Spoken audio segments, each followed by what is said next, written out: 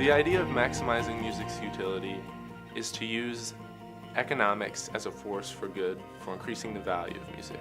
Utility is an economics term that describes the amount of wants or desires that are satisfied by a good for a consumer.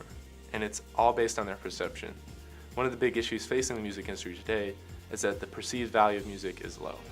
Music is so ubiquitous thanks to digital distribution that the average person sees an extra stream or an extra download as having limited monetary value, and therefore they're unwilling to pay for it, which leads to thinking piracy is okay for a lot of people, or even just less consumption of music in general.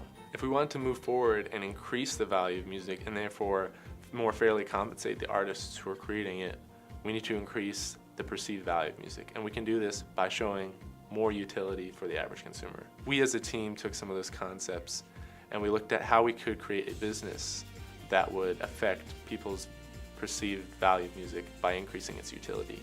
The workplace currently is a place that does not have a lot of music. If anything, it's radio, and it's a place where I think a business could thrive that shows how music could increase morale and productivity in the workplace.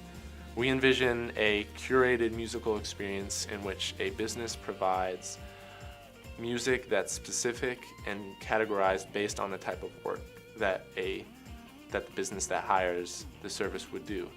So if it was a factory, it could, based on the tempos of work, the morale, the day of the week, the type of worker, it would be able to create a customized music experience where it picks the songs, picks the flow of songs, maybe as it gets to the end of the workday, plays different music, something that would create a monetary increase in productivity that could be shown in terms of dollars and cents, which is something that often isn't able to be shown about music.